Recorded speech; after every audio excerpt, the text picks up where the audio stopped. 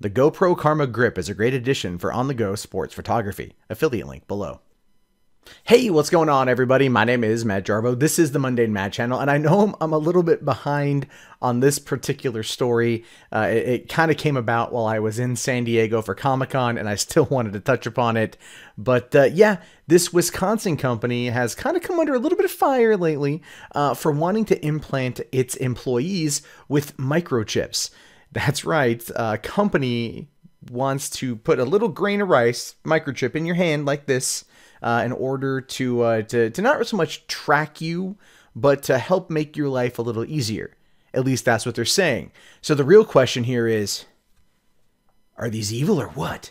I got no real fucking idea. Let's read the article and find out. So it says here that a Wisconsin company is about to become the first company in the U.S. to offer microchip implants to its employees. It's the next thing that's inevitably going to happen, and we want to be a part of it, 3 Square Market Chief Executive Officer Todd Westby said. That is a lot of names there for one person. The company designs software for break room markets that are commonly found in office complexes. And trust me when I say the type of I guess you could say vending in those kind of complexes has really advanced over the years, right? Like I used to work at this one AT&T call center when I first moved up to Oregon a couple years ago, and we had like vending machines out the butt in our break room and whatnot. They had new items coming in every single day, and you could use your card to pay for it, and that's kind of, I'm guessing, what this is all about. So it says that just as people are able to purchase items at the market using phones, Westby wants to do the same thing using a microchip implanted inside a person's hand, which is basically where I was going with it myself. I mean, it's we see this now on your phone. Like you can get like Samsung Pay or Apple Pay, whatever it's called, and then use that to like, you know, scan it and you pay for it. I mean, even WeChat, which is probably the largest social networking app in China, allows you to do almost everything through the app, including paying for a multitude of things with it as well. It says here, we'll come up, scan the item, he explained, while showing how the process will work at an actual break room market kiosk. We'll hit pay with a credit card, and it's asking to swipe my proximity payment. Now I'll hold up my hand just like my cell phone, and it will pay for my product. Which is cool, because you're like, oh, you swipe your hand. It won't get, you know, you have to worry about no freaking chip. The security chip that they say is for better security and protection over your credit card or ATM debit card, which is a load of crap because it's all security theater and nobody cares about that anymore. But if you had it this right to your hand, no one could steal your wallet and spend money on your wallet, or steal your phone and get access to your you know, your Google Pay or your Samsung Pay or your Apple Pay or whatever. They literally have to remove your hand in order for the RFID to scan, and I'm pretty certain at that point in time somebody would probably know that you're gone, I would think. So more than 53 Square Market employees are having the device implanted starting next week. Each chip is about the size of a single grain of rice. Along with purchasing market kiosk items, employees will be able to use the chip to get into the front door and log into their computers. And again, that is another part of working inside the office space, is you get the identification key card. Whether it's a lanyard around your neck or a clip-on around your side, you can lose those things. And people do. They lose them all the time. Now, again, you walk up, you just kind of put your hand in front of it and bloop, door opens. You go to your, you go to your computer instead of having to remember, oh, what's my password, and typing it in. You just kind of hold your hand up to it, and then it reads it, and then you're able to get in. I mean, to be fair, this is legitimately the future. This is legitimately what's going to be happening. Each chip costs about $300, and the company's picking up the tab.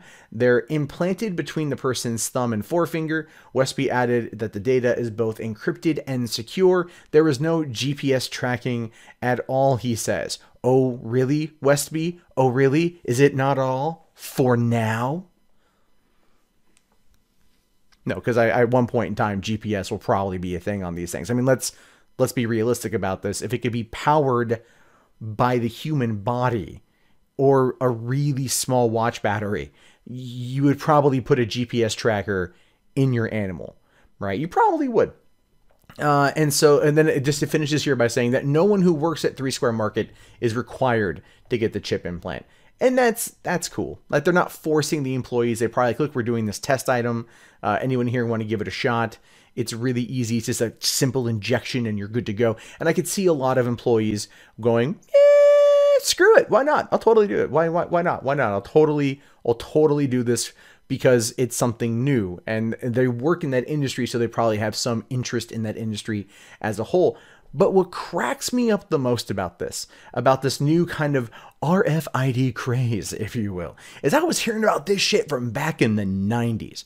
But the people I was hearing about it from, believe it or not, were my pastors and my youth leaders at my church. And they were basically saying, well, the same kind of crap that's reflected in this Express.co article right here. Mark of the Beast. Secret plan to implant us all with ID chips by 2017.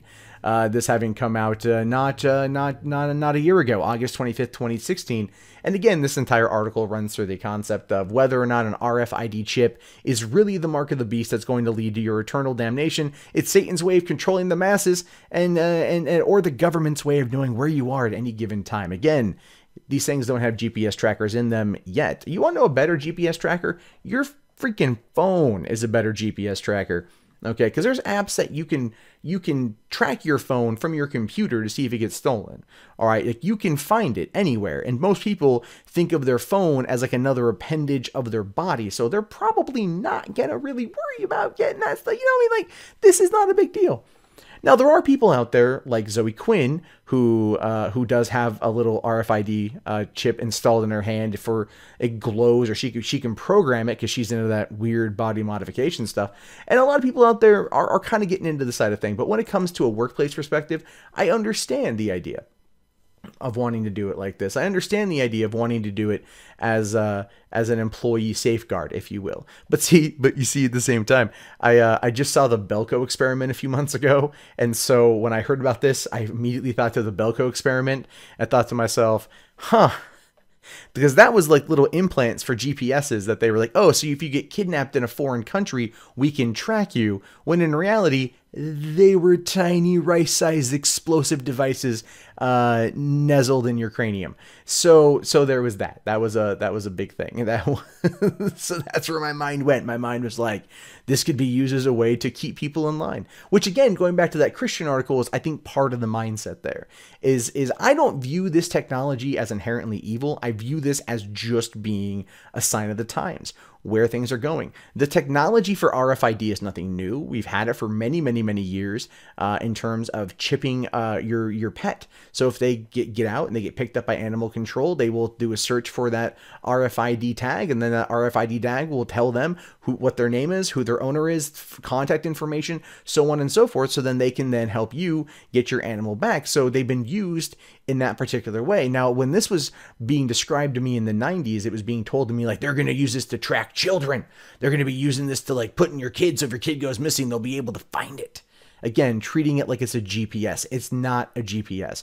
However, one day GPS will definitely come to those RFID devices. And I'm hoping that people don't put those in their children, or that they don't do that. Because I would feel like, to me, that would be something that would be very heavily targeted by some seriously nefarious people out there.